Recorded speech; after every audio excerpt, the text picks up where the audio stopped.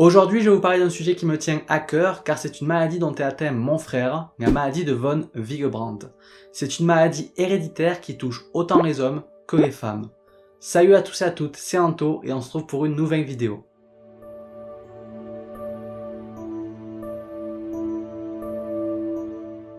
La maladie de von Willebrand est une maladie ayant pour conséquence une production insuffisante ou un fonctionnement anormal de la protéine appelée facteur von Willebrand. Cette protéine permet la coagulation du sang. Pour être plus clair, le facteur von Willebrand stimule certaines cellules sanguines, les plaquettes, afin de les réunir au niveau de la plaie pour la colmater. Et pour être encore plus clair, la personne ne saigne pas plus, mais saigne plus longtemps, car le sang met plus de temps à coaguler, donc les saignements sont prolongés. Dans tous les cas, et peu importe la forme, ce trouble de la coagulation peut causer des problèmes hémorragiques importants.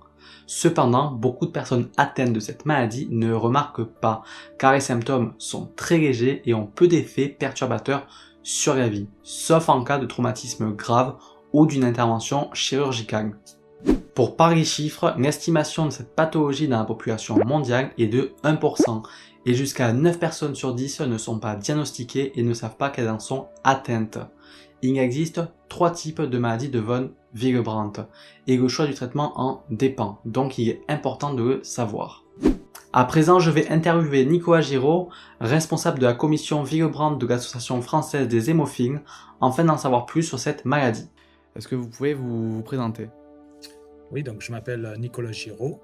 Je suis membre de la commission Willebrand, plus particulièrement le responsable de la commission Willebrand à l'AFH, à l'Association française des hémophiles. Et voilà. Est-ce que vous pouvez me décrire rapidement ce qu'est la maladie von Willebrand ? Alors, la maladie de von Willebrand, c'est une maladie hémorragique héréditaire. Alors, en général, c'est héréditaire, donc c'est qui est transmis, c'est constitutionnel, et c'est un trouble de la coagulation, un trouble de l'hémostase primaire. D'accord. Et quels sont les différents, j'ai vu qu'il y a plusieurs types, quels sont les différents types de cette maladie ? Alors, il y a type 1, type 2 et type 3. Le type 1, c'est un déficit en quantité, c'est-à-dire que le facteur Willebrand n'est pas à des taux assez élevés pour une optimisation, je dirais, de la coagulation. Le type 2, qui est un déficit de la qualité.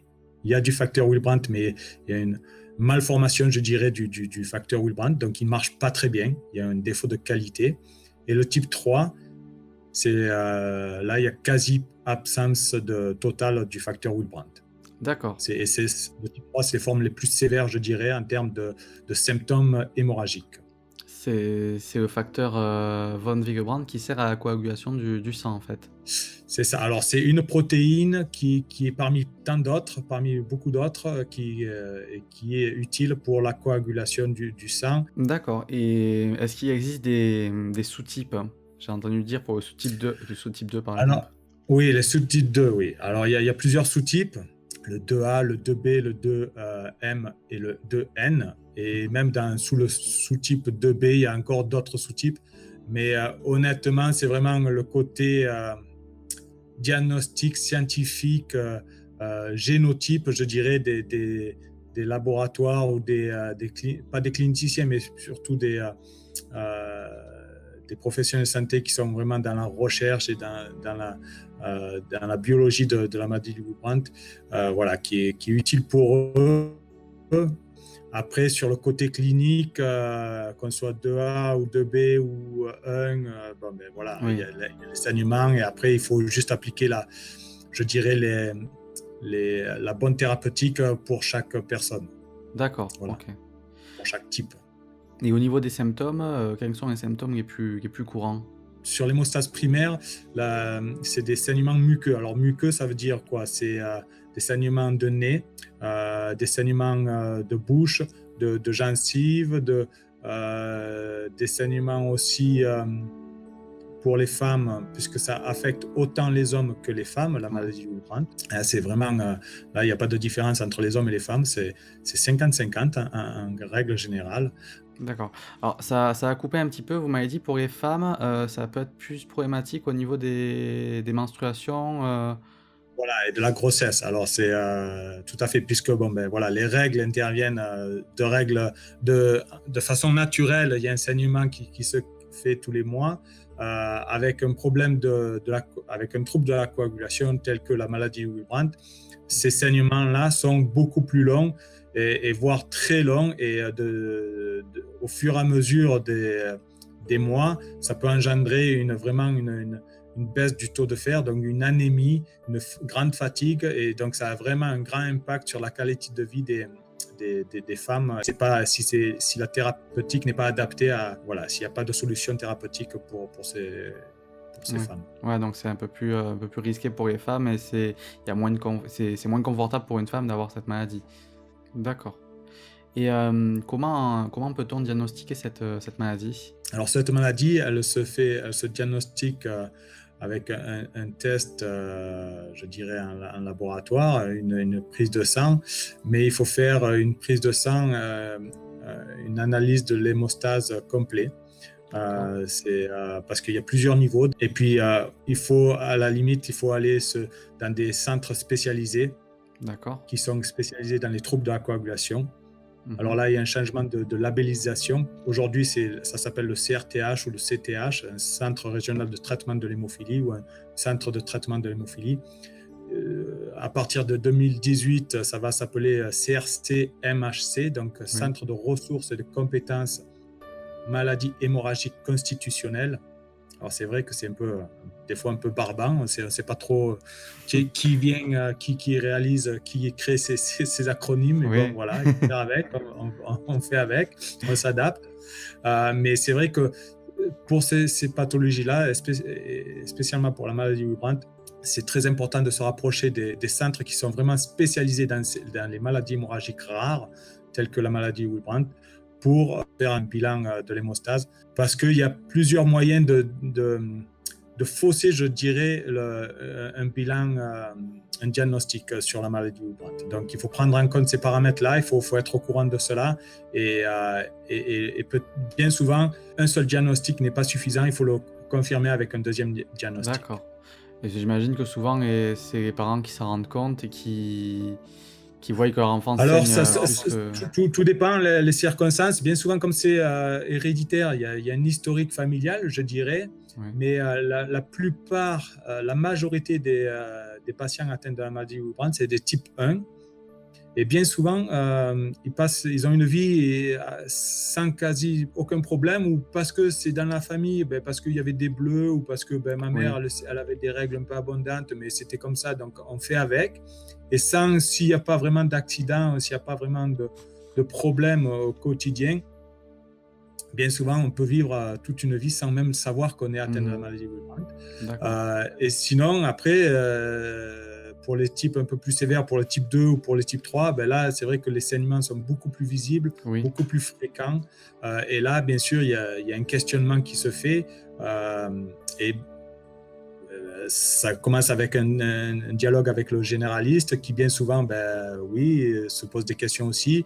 Parce que justement, les premières analyses sanguines font il n'y a pas d'anomalie. Mais c'est pour ça qu'il faut faire une autre étape, vraiment un diagnostic complet de l'hémostase pour vraiment détecter la maladie Will Brandt, qui n'est pas le premier réflexe, je dirais, d'un généraliste ou d'un pédiatre, parce qu'ils ne sont pas trop exposés, parce que c'est une maladie rare et parce que ce n'est pas le premier réflexe à quoi ils pensent.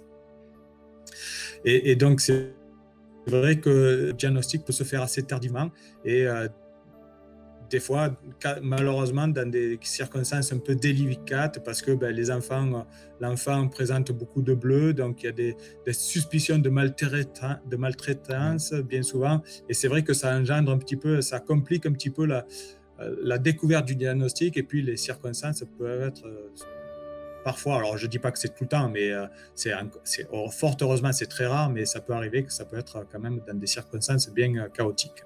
D'accord. Alors, est-ce qu'il existe des traitements? Alors, oui, il existe des traitements. il y a un facteur Willebrand pour remplacer un facteur de coagulation concentré de Willebrand, pour remplacer le facteur déficient ou s'il ne marche pas ou s'il n'y en a pas du tout, qui est donc un produit qui se présente, qui s'injecte en intraveineux. D'accord, oui. Il y a la desmopressine alors ça, pour utiliser la desmopressine, en principe, les patients doivent faire un test s'ils sont positifs ou négatifs, c'est-à-dire à l'effet de la desmopressine, parce que la desmopressine a pour effet de libérer du facteur Willebrand qui est présent dans les veines. C'est-à-dire que dans les veines, il y a des poches de réserve de facteur Willebrand, et ce médicament-là libère le facteur Willebrand, donc augmente mécaniquement le niveau de facteur Willebrand. Mais pour ce médicament-là, il faut tester dans les centres spécialisés l'efficacité de ce produit-là, parce que pas tout le monde répond à ce produit-là. Par exemple, certains types 2 ne répondent pas à ce produit-là parce qu'il augmente du facteur Willebrand, mais si on augmente du facteur Willebrand, même qui est de mauvaise qualité, je dirais, eh ben ça ne marchera pas. Donc, ça marche très bien pour en principe les types 1 et certains types 2, mais voilà. Mais ça, il faut d'abord, avant de l'utiliser, il faut toujours tester dans le centre spécialisé pour savoir l'efficacité de ce traitement. Il y a aussi l'acide tranexamique qui est là pour freiner, je dirais, la destruction du caillot qui se forme du clou plaquettaire, parce que la coagulation, c'est un équilibre entre des accélérateurs et des freins. Oui. Parce que quand il y a un trou, il y a une coagulation qui se fait. Mais si la coagulation se fait trop forte, on risque d'avoir un gros clou plaquettaire qui risque de boucher la veine. Et ça on peut engendrer des thromboses. Et ça, c'est aussi dangereux que de ne pas avoir assez de facteurs de coagulation. Donc, c'est vrai que l'équilibre de la coagulation, il y a des accélérateurs et des freins. D'accord. Oui, voilà, donc ça c'est vraiment les 3 thérapeutiques, les 3 médicaments principaux qui existent pour la maladie de Willebrand. Du coup, pour la prochaine question, comment se transmet la maladie et quels sont les risques de transmission lorsqu'un des 2 parents est atteint? Alors, comment se transmet la maladie? La maladie se transmet, alors en principe, quand il y a une personne qui est atteinte, soit l'homme ou la femme est atteinte de la maladie de Willebrand, il a à chaque naissance, je dirais, il y a une chance sur 2 de transmettre la maladie. Et ça transmet, il n'y a pas que c'est que les femmes ou que les hommes, ça transmet, la chance, elle est, entre guillemets, la chance, elle peut atteindre autant les garçons que les filles. Par contre, dans le cas s'il y a 2 parents qui sont atteints de la maladie de Willebrand, et là, généralement, c'est 2 parents de type 1, ou 2 parents qui sont atteints de la maladie de Willebrand, s'ils ne le savent pas, le risque, c'est que s'il y a un enfant, il peut avoir le défaut du papa, ce qui fait un risque sévère, un risque 3. Donc, et ça, c'est une chance sur 4 pour ces parents-là d'avoir un enfant atteint, mais de forme sévère. D'accord. Alors, c'est très rare. En France, aujourd'hui, il y a moins de 80 personnes qui sont concernées par la maladie de type 3. Mais voilà. Donc, en principe, c'est héréditaire. Il y a un autre côté qui c'est une forme acquise. Donc, qui peut arriver, c'est-à-dire qu'on n'était pas concerné par la maladie de Willebrand, mais à cause d'une autre pathologie, on développe une maladie de Willebrand. Donc ça s'appelle une forme acquise. Mais bien souvent, cette forme acquise de maladie de Willebrand disparaît lorsque la première pathologie est résolue ou disparaît. Et donc, en l'occurrence, et puis, il y a des cas exceptionnels où c'est des mutations, je dirais, à la naissance ou à la fabrication du fœtus, où il y a des mutations de gènes qui fait que il n'y a aucun historique familial, mais on est avec un déficit en facteur Willebrand. Voilà. D'accord, ok. Je vous remercie, c'est très gentil à vous d'avoir pris le temps de répondre à mes questions. Merci à vous, et puis je vous souhaite bien de courage, et merci encore une fois, parce que je pense que c'est très bien. Merci beaucoup. Merci, bonne journée à vous. Allez, au revoir. Alors, ben voilà, du coup interview terminée. Alors je suis désolé pour la qualité de la caméra et du son de l'intervenant, hein. Malheureusement, bon, il a fait comme il pouvait pour être là déjà, c'est déjà très très bien.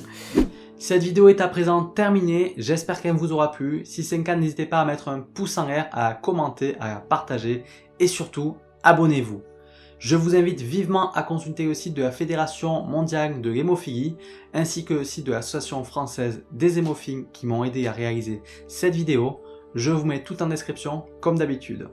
En attendant, aimez-vous les uns les autres, prenez soin de vous et on se retrouve bientôt pour une nouvelle vidéo.